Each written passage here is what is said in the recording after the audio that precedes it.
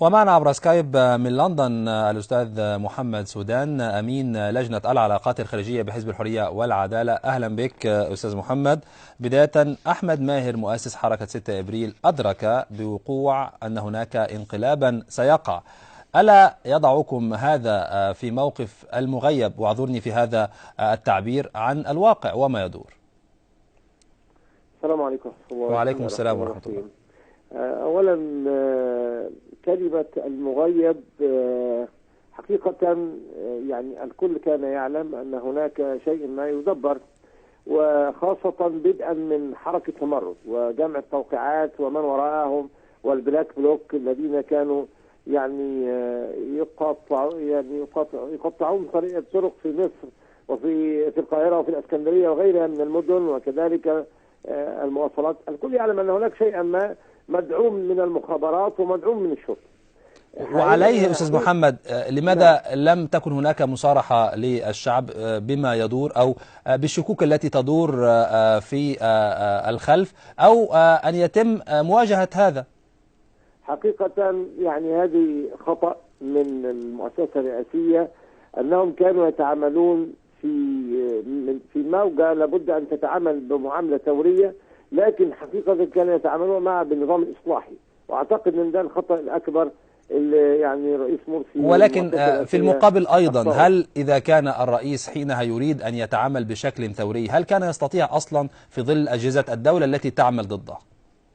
يعني طبعا كل شيء انتهى، يعني الآن يعني مش هنبكي على اللبن المسكوب، لكن ظني إن كان ممكن يعني أمور تتعمل، لأن مفيش أسوأ من احنا فيه دلوقتي. يعني كان ممكن أمور يعني تتخذ، ويعني ربما كانت النتائج تبقى أفضل، لكن طبعا كل شيء بقدر الله والأمور الآن انتهت.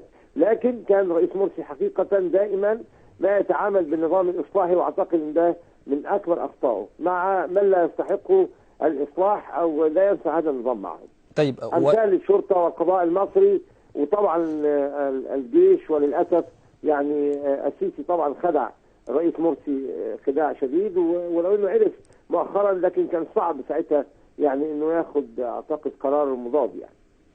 طيب، ماهر أيضا في إطار هذه الرسالة المسربة لها قال إن الصمت على اعتقال من لا نتفق معهم يفتح الطريق للسلطة القمعية للتنكيل بالجميع. والسؤال هو سيد الفاضل، هل أفاق الثوار الآن برأيكم بعد فوات الأوان، أم أن المباراة ما زالت في الملعب؟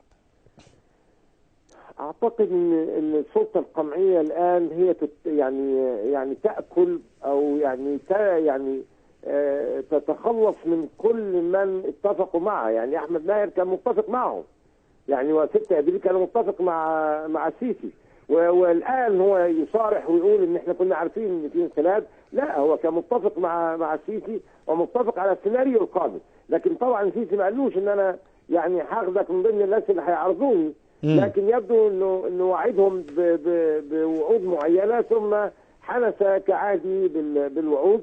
واعتقد ان كل من شاركه ان لم يلحق نفسه الان، السيسي والعسكر سوف يعاملونه كما عامل يعني علاء عبد الفتاح واحمد ماهر ومحمد عادل واحمد. طيب، حتى نرد غيبة الرجل وهو احمد ماهر، يعني هو قال ايضا ان هذا الشخص الذي قابله طلب منه ان تقود حركة 6 ابريل الشارع والتحركات في الشارع لافتعال عنف او ما الى ذلك، لكنه رفض.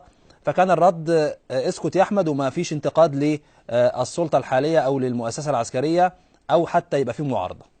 طب هو ليه احمد يجي دلوقتي ويصرح بالكلام ده؟ ما صرحش ليه قبل كده؟ ده كان راجل وطني. لماذا لم يصرح بهذا الكلام قبل 30 يونيو؟ يعني كان المفروض يعني المقصود من ابتدى يطلع الكلام ده، لكن المفروض كان الكلام ده يطلعه مسبقا ويقولوا للناس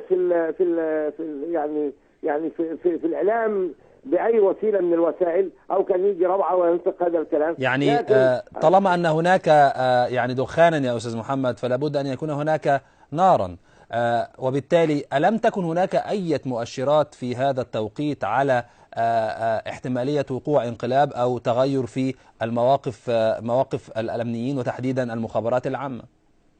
والله يعني طبعا كان هناك مؤشرات، للاسف، لكن ظهرت وقت الازمات المفتعله زي البنزين والكهرباء اللي تنقطع يعني في الاسبوع الاخير من يونيو. فدي المؤشرات اللي كانت ظاهره ان هناك امر ما. كمان الحقيقه طبعا تحركات السفاره الامريكيه، واذا كان سفير ان باترسون ولا قنصل كانداس بوتنام، يعني كان يشعرون ان هناك شيء ما سيحدث.